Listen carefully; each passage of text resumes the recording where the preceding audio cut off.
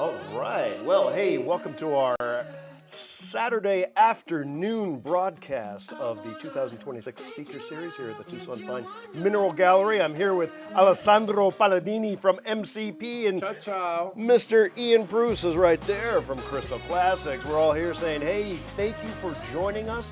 We are just a little over 10 minutes before our afternoon presentation by Andy Ford. It is Mineral Specimens of Excellence. This is going to be a whole lot of eye candy for you guys out there. And hey, if you're in town, come down to the Tucson Fine Mineral Gallery, walk into the atrium, and talk about eye candy. Boy, oh boy, you're going to get a cavity. What do you guys think?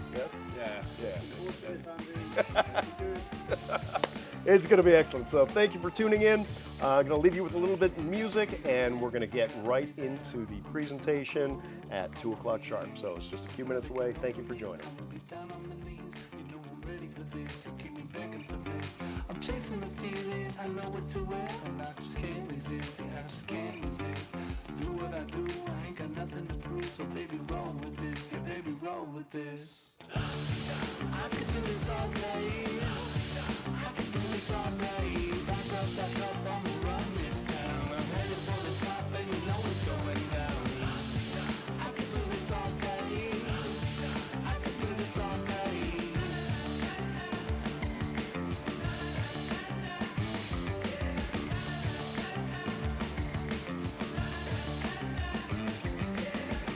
Shot, show me what you got, no you can't resist. You know I'm ready for this, I just do what I do, I ain't got nothing to prove, so just roll with this, yeah baby roll with this. I can do this all day, I can do this all day. Back up on the run this town. I'm headed for the top and you know it's going down.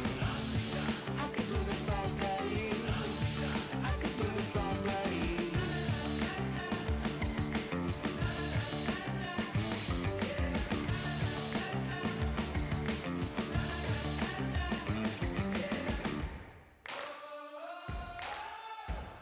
Taking over. Ain't nothing gonna stop me. I'm taking over. Ain't nothing gonna stop me. I'm taking over. Ain't nothing gonna stop me. I can do this all day. I can do this all day. Back up on the run this town. I'm headed for the top and you know it's going down. I can do this all day. I can do this all day.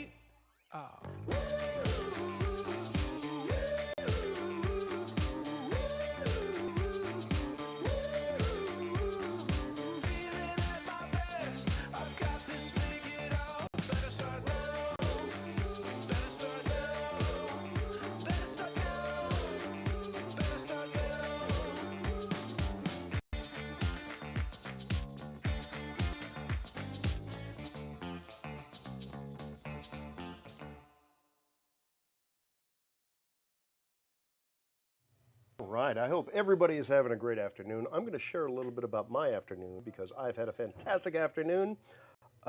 Just finished having lunch with the lovely Oriane from the Sainte Marie Almine show. And What's Hot in Sainte Marie is going on again for 2026. So we are going to be really excited to shoot out to the beautiful Alsace region of France to bring you the latest and greatest that is coming to one of the four major mineral shows in the world. So that just happened.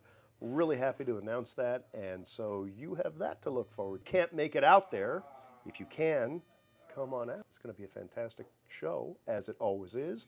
But if you can't, then at least we will record the best we can for you. We're going to have our show host, Eric DiCarlo, out there ready to go.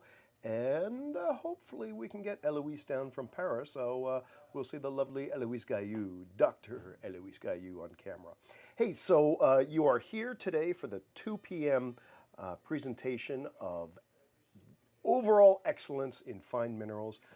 We got Andrew Ford there in the conference room. He's ready to go. We're getting all queued up. We've got just a little over 5 minutes before we start the official program. And after today, we're going to take a little bit of a break as we kind of start gearing up for the TGMS show. But then we're going to come back to you on Thursday. And on Thursday, we have a sold-out in-person performance. And this is usually the first talk that gets sold out immediately. But Jim and Gail Spann are coming back Thursday, February 12th, 2 p.m. show. And it's going to be Jim and Gail, and they're going to be talking about the diversity of the Spann collection. I had a chat with them a little bit earlier today.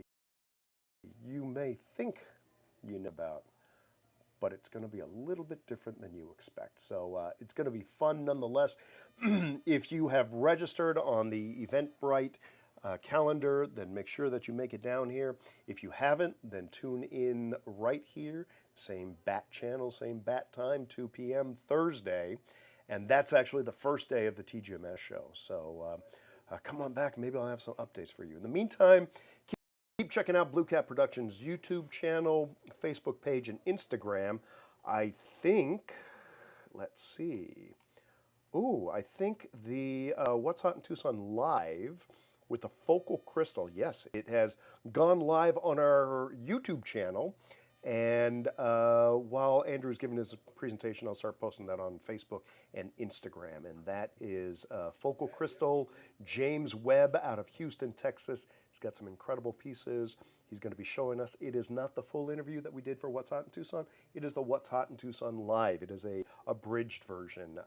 So you're going to want to check that out. Already it looks like a bunch of you have. So thank you for that.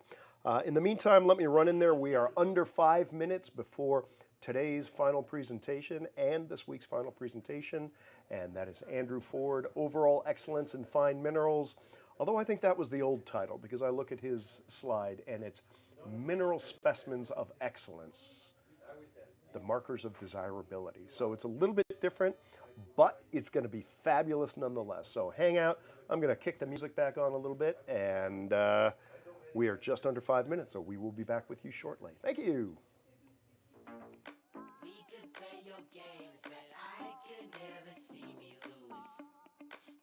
Checking out your moves. You will slip and slide, but I can always catch your groove. I've been hurt before and saw you inside me. Pulling on my heart, all the strings will fly. See, you can take the cake, just icing. Blow so quick, never fuck with the Pisces. But I like quick. We could change shape in a tick. With a broken heart and nights apart, I'm wide awake and I'm just still thinking about you, baby. I've been doing all I can, and baby, I'm not built to fight like on the daily. But you know I just need a little training, and now I'm a little too much. We get stuck in this place where I'm lost without a chase, but I can't seem to find any better use of time. Come on now, baby, yeah, you know I just need a little training. Come get me. So what's the best time for you? Yeah, we can play your games, but I could never see me lose. Yeah, I've been checking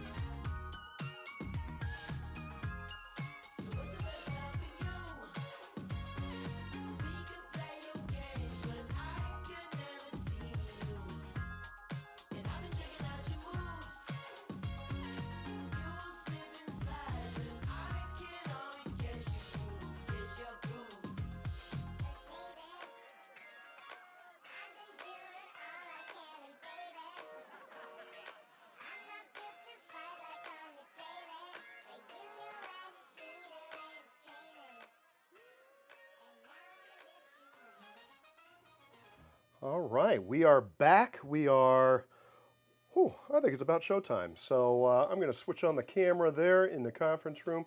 There's Stuart Niebert, our gallery manager, hanging out with a all too cool Andrew Ford. Uh, I'm looking for the printout of a comment that somebody made on his What's Hot in Tucson Live program that we launched. Something like, beautiful minerals, but gorgeous boy. And that has got to be the funniest comment I've ever received on one of my videos. So let's turn the microphone on in there and maybe get this gorgeous boy started. 7,000 feet. Yeah. Stuart, we are ready to go. All right. We are by mineral standard showtime. We are I know, right on. perfect. Right on. Well, excellent. Welcome everyone to the Tucson Fine Mineral Gallery on this lovely Saturday afternoon. My name is Stuart Niebert. I would be love to introduce to you Andrew Ford and his talk on the mineral specimens of excellence. So without any further ado, Andrew, please Thank take you it very away. much. Yeah, Thank you so absolutely.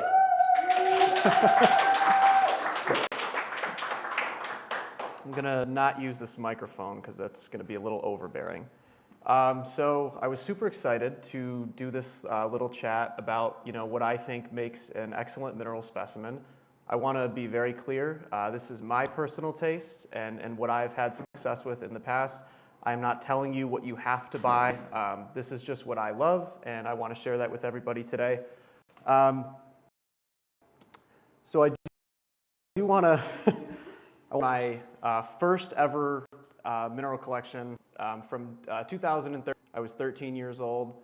There's several old friends in there, including the fake Chinese fluorite in the top left that I spent an entire summer paycheck on. So the reason why this talk is something that I really love to give, I've given it to a few universities near where we live, to their geology departments. I had to be very, very particular about what I was purchasing when I was first building a mineral collection. So I made several mistakes. The way I got into minerals in the first place was I grew up near the Herkimer diamond mines, about 10 to 15 minutes. So, us people who have been exposed to the mineral community for a long time, we of course know that they can produce some of the most beautiful quartz crystals in the world. And I had this fascination with the morphology and the sharpness and the beauty of these pieces. And it really kind of incentivized me to start a mineral collection. Now, again, this was the first iteration of the mineral collection when I was not really purchasing with a lot of focus. I was just kind of buying what I liked, what I thought was interesting.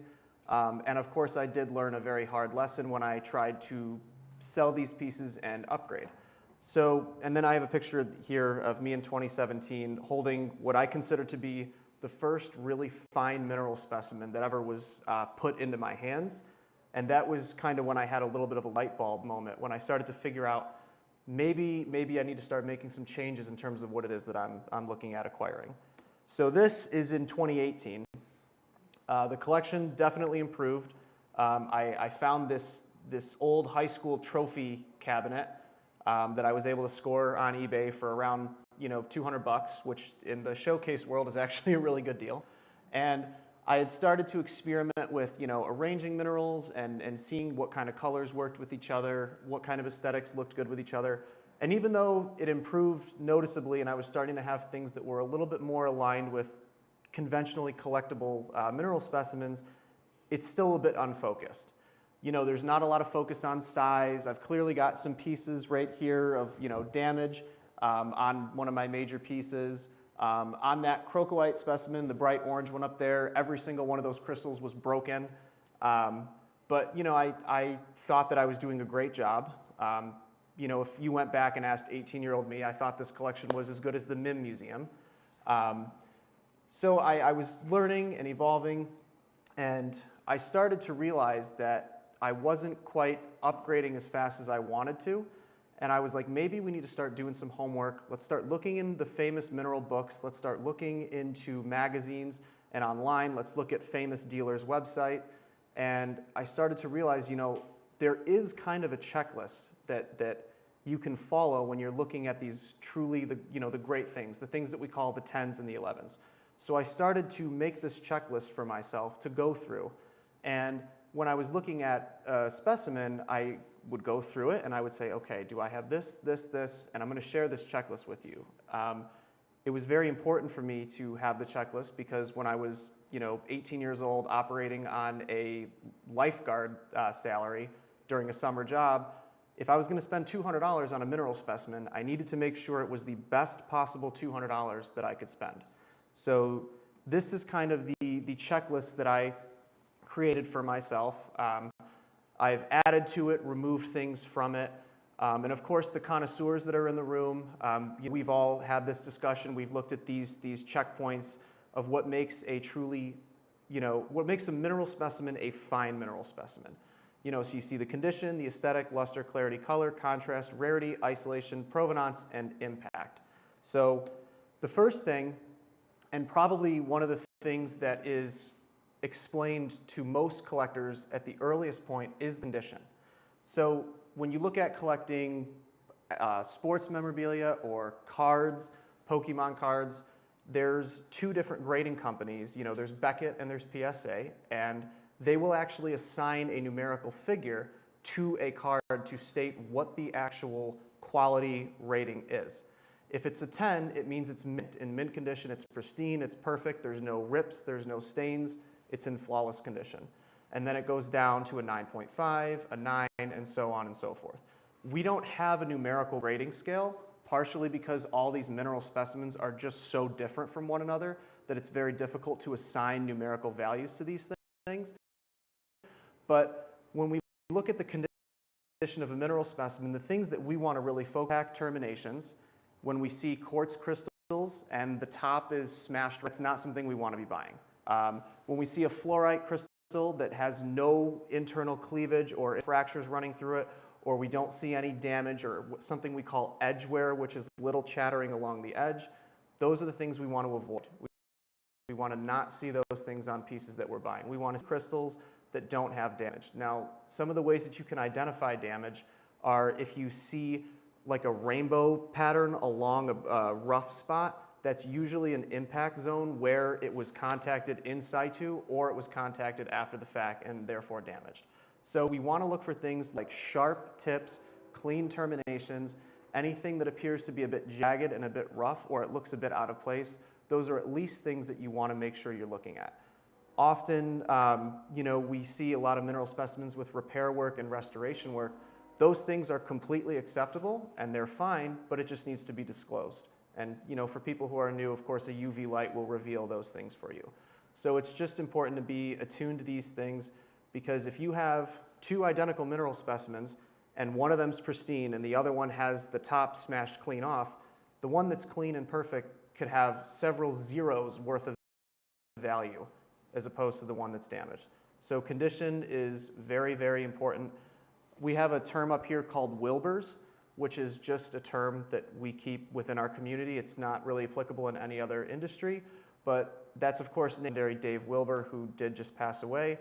And that term is derived from him being unbelievably picky and particular about what he would buy. So those Wilbers or rat bites or flea bites, they appear as little tiny damage points on a mineral specimen. So that's what those terms are. The next thing is aesthetic.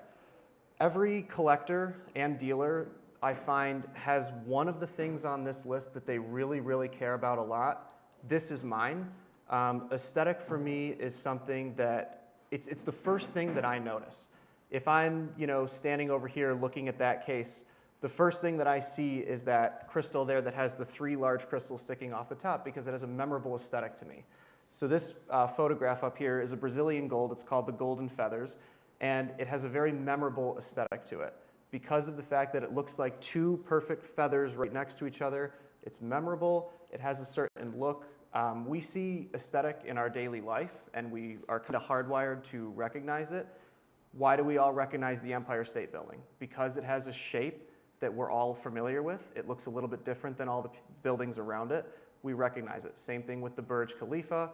Same thing with the Eiffel Tower. They have a unique shape, a unique aesthetic that is exclusive to that particular thing, and we recognize it. The same thing's applicable in high-end mineral collecting. one of the prime examples as well is things that look like other things. The snail rhodochrosite is a prime example of an aesthetic that we all see that and immediately say, that's the snail. Why? Because it looks like a snail. So when you see a mineral specimen that looks like something, a familiar shape, or even an animal, it's something we remember, we recognize, and it's something that will always be in your mind, even years down the road when you see that piece again.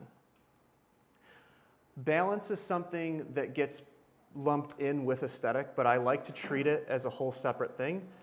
So balance is very self-explanatory. Symmetry.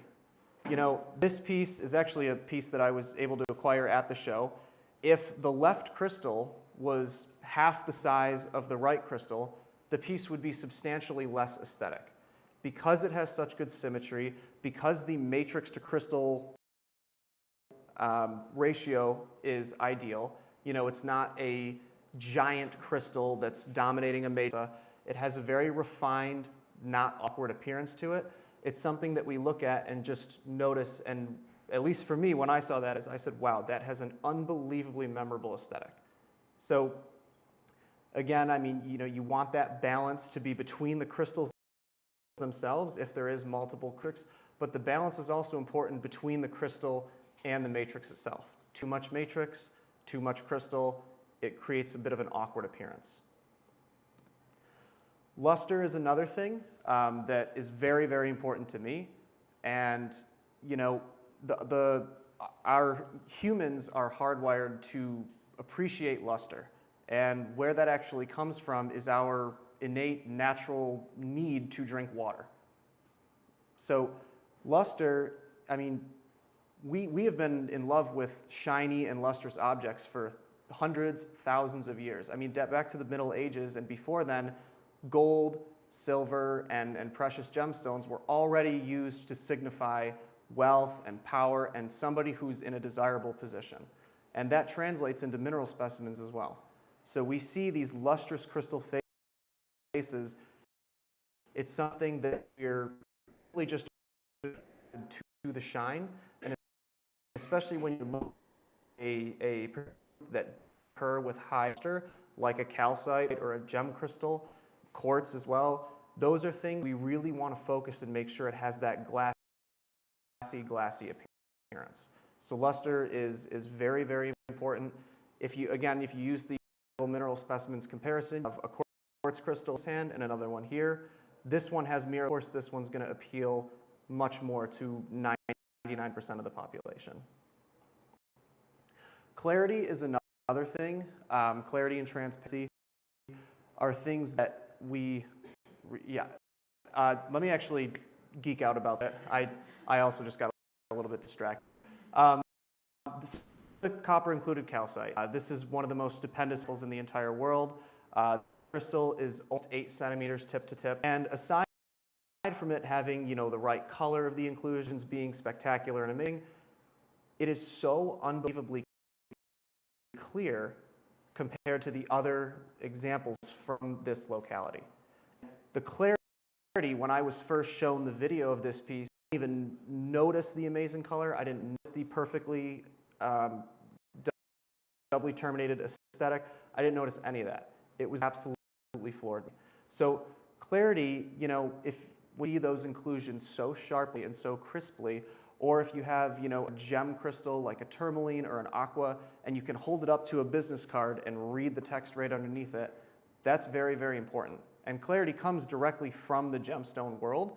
I mean, when all of us are shopping for our partner's engagement rings, we don't want an included stone. We want a highly graded stone, you know, preferably VVS 1 or above, and that means that it's a stone that has a lot of inclusions.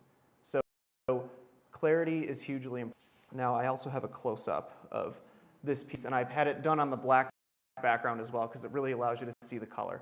But again, I mean, this crystal is so pure, and so you can see the definition of the cuprite and the copper crystallization within the copper, or within the calcite crystal.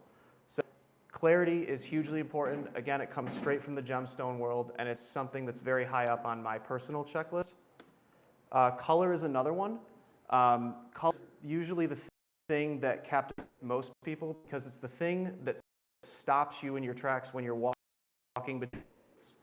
You're walking a cherry red, sweet rhodochrosite. It's almost impossible. You see a green dioptase, a butylorite, all of these colors are the things that stop 99% of us. Color, it's just that it goes into what I will eventually talk about, the impact or the wow factor. The color is something that is so important that it really needs to be something you take seriously when you're looking at purchasing a mineral. Because if you have a piece that has a color that is the best that it can possibly be, and then there's one right next to it that's a few degrees less, you do notice that difference. Sometimes those changes in colors can really be the difference between what's making a 10 or an 11 versus a 9 and down the rest of the scale. So one that I want to talk about, I just put a bunch of colorful of pieces that have passed through our hands. This Jonas Mine tourmaline up here.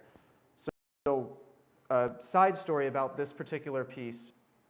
I saw this piece in person for the first time about 5 years ago. And I was walking by the dealer's case, just as I explained earlier, and I noticed a color that was so rich and vibrant and memorable, I had to stop. I walked over. I saw the piece. I was immediately in love, and I knew that I needed to figure out any way possible to go home with that mineral. And I am coming up $5,000 short. I was not able to purchase the piece, and it sold because, I mean, look at it, why would it not? And 5 years later, I'm at another mineral show, and I'm walking. Something out of the corner of my eye, the same exact color, the same reaction hit me like a brick right over the head, and I walked right over to it, and I saw the exact same crystal. And it's a good thing the dealer who had it didn't know that I already knew about the rock, because they could have put any price, and I would have done anything to acquire it. And I went right over to it, and it wasn't the clarity, it wasn't the luster, it wasn't the lack of imperfections within the crystal. It was the color that hit me so hard that I just could not live without this piece. So again, color is the thing that most of us notice, and it really grabs us, whether we're at the very beginning level or if we're a connoisseur. Contrast is something that is also very high on my list. I have to use that sparingly because I say that with every slide. But contrast, the way I like to define it, is it takes something that is already beautiful and makes it inexplicably more beautiful. Contrast can, of course, be with colors. You have a vibrant green primary malachite crystal against a quartz partial pseudomorph over the shattuckite matrix that's rich and velvety blue. But contrast can also occur between textures. You know, if you have a large, beautiful fluorite crystal that has glass luster, and it's on a matrix that also has glass luster, it kind of blends in a little bit and it loses some of that impact. So whether you have contrast between the color or you have contrast between textures, this is something that's really, really important because it almost acts like framing of the focal point. We'll give a shout out to the background right here. The focal crystal, the framing is really important with that contrast. And that also leads into isolation. There's two types of isolation. You can have the one lone, I call it the lone mountain, which is one focal crystal directly on the matrix, preferably centered or at the top. The other type of isolation is when you have stochastic SUMEB dioptase, and you want to make sure that you don't have a bunch of those green dioptase crystals clustered into themselves.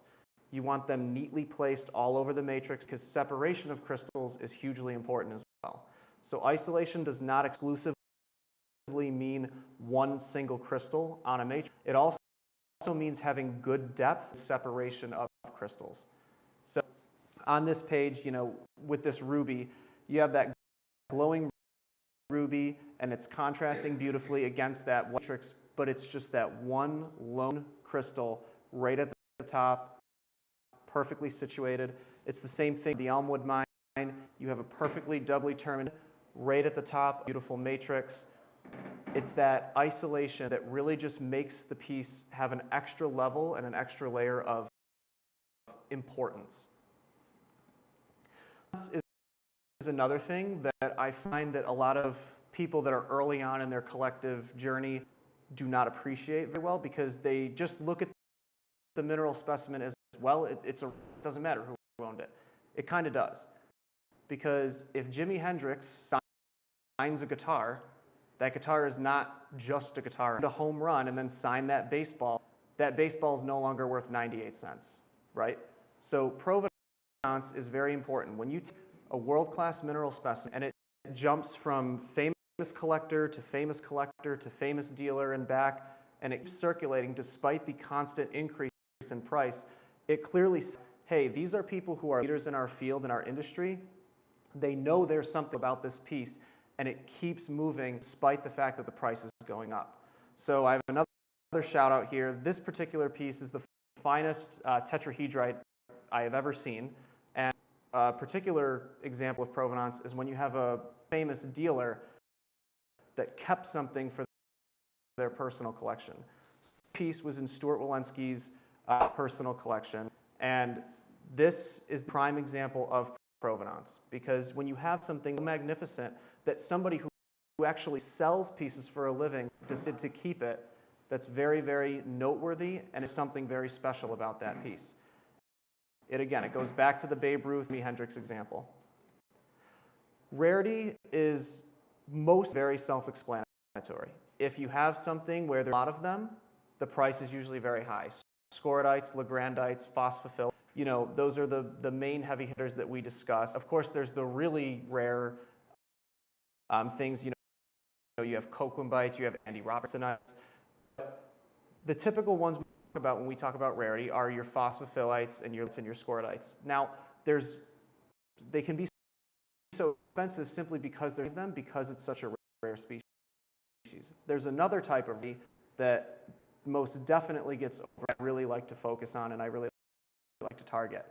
It's actually when you have an unbelievably common quartz, things that we see every single day, when you have one of the finest, if not the finest example of a very common species, that's actually even more rare species, because there are millions and millions of examples and comparisons out there, and you have the one that's noticeably above the others. So it's very to not underestimate a fantastic quartz crystal or an amazing phyte or a spectacular calcite. When you see these things, it's important to recognize that that is also unbelievably rare, because there are so many comparables. And then the last thing, the culmination of everything that we discussed, is the impact, the wow factor. It's the thing that it's very hard to put it into words. The only way I can explain it is every person who has collected anything, it doesn't have to be minerals, you see that piece hits you like a ton of bricks in the best possible way, that's the impact factor. That's the wow factor. It stops you in your tracks. It's not something you see, it's something that you feel, and you absolutely know that is one. And I'm sure many people have. If you are new to the business, experienced it, you will. There is something about a piece that when it hits you, you know. My first experience of really getting a gut punch in a good way was this piece, the James Horner Emerald. That crystal is about 5 point. It's doubly terminated. It has the right color. It has luster. It has an unbelievable aesthetic. Not only is it on a contrasting and beautiful matrix, but the matrix is also a complete and undamaged, doubly terminated calcite crystal. So this piece, for me, embodies perfection. And when I saw this piece, the way I talk myself out of falling in love with a rock, if it's just too expensive, is I try to find a reason to knock it or to not want to go with it. There is nothing I can find on this rock. And is the impact and the wow factor. Again, this is something that connoisseurs, we have experienced it, and people who are new experience it. So again, this is my personal taste on what makes a truly great mineral specimen. It's what delineates a rock mineral. So I hope you learned something. If not, you may have already known all this, and I'm just up here for no reason. But thank you guys for coming, and I appreciate everybody's time.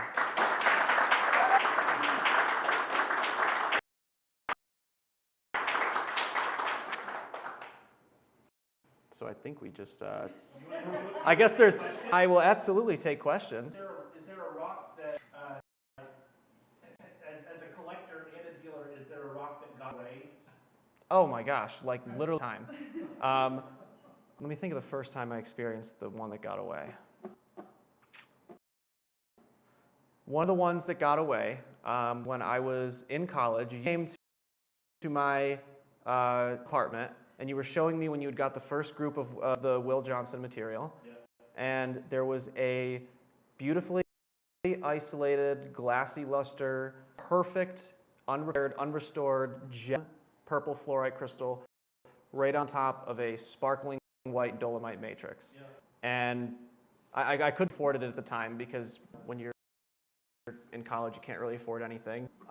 But that sold, and I thought about that a lot. And then I finally found who owned it. Just really beat him up to get it. But yeah, that was definitely one of the experiencing the one that got away. A similar story when I learned to not let that happen again. And this is the top of the list of most reckless things I've ever done for a mineral specimen. And Troy and Stu and Connor, they had an Illinois fluorite. If my parents ever found out back in the day, it would have been a horrible conversation. But they had this Illinois fluorite, and its famous piece is called the Step Stool. And it's a gem blue and purple crystal right on top of a bright, bright yellow crystal.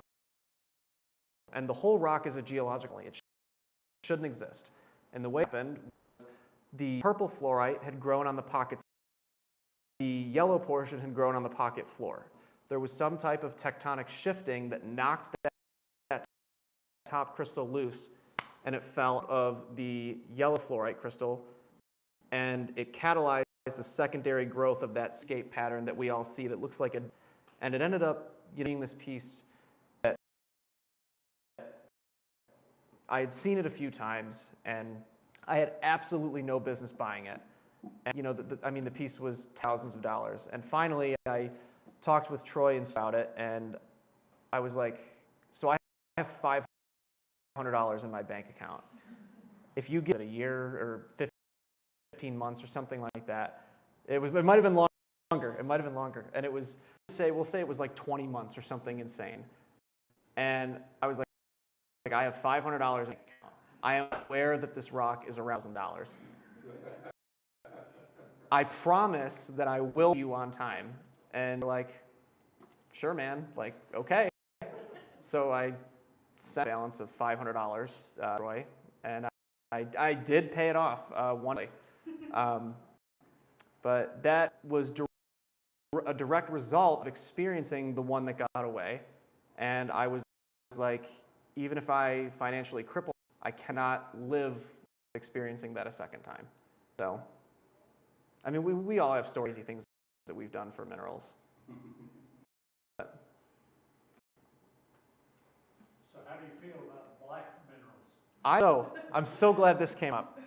There are certain mineral specimens and species and groups that technically don't really this list, or rather the list does not apply to those specimens.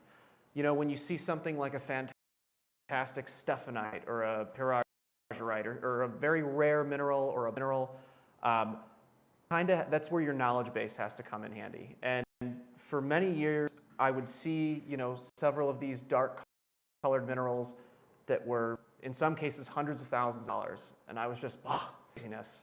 But as I learned, how rare they were or how special they were, one example was the first time I had seen one of the greatest natural bismuth crystals of all time. And I knew what the price was, and I had no understanding. I thought it was crazy. And then when I walked away, I started seeing other ones around the show, 9 examples, and was shocked when I couldn't even really find an example. And the more research that I had done on it, the more I had realized how truly special that was. So there's several examples of the dark colored minerals. I despise the term black uglies because some of the most beautiful minerals, in my opinion, that I've ever sat in my hand are actually completely grayscale. That tetrahedrite, I mean, maybe it has a slight brassy tone to it, but it's mostly a dark mineral. So I'm the first defender on the battlefield of the dark colored mineral specimens. Is there any other questions? Or if not, I think we can just kind of sneak out of here. Thank you guys for coming.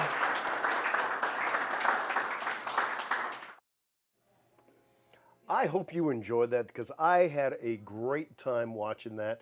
I think Andrew Ford's one of the young mineral dealers to watch.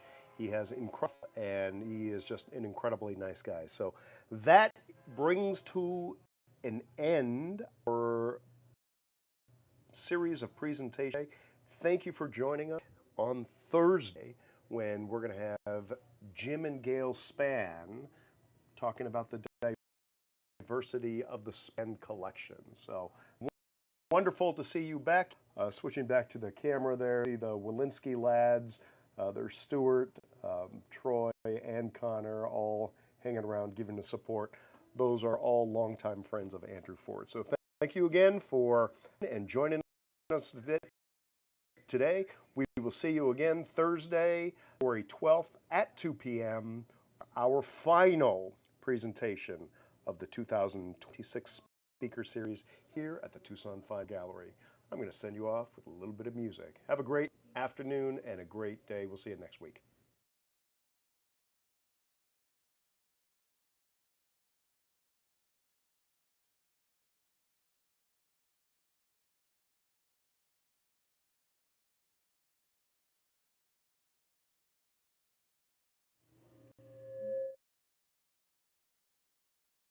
All right, maybe not so much great music, but we will see you next week.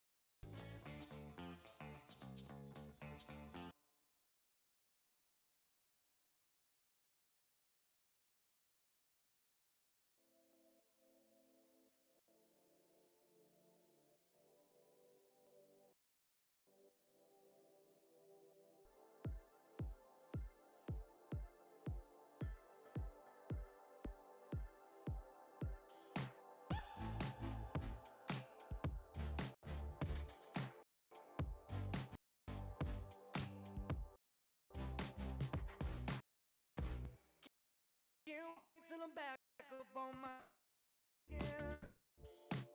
Won't be soft. We might.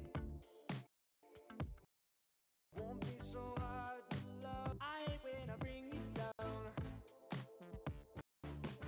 I hate when I bring you down so low. I hate when I bring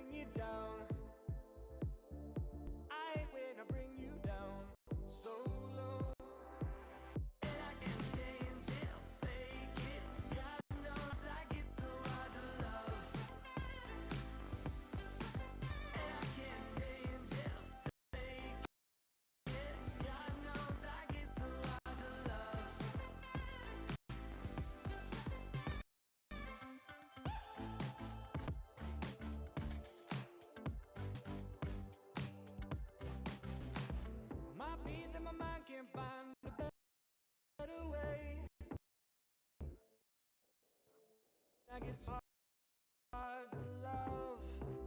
And I get so restless in my modern way. I'm so hard to love.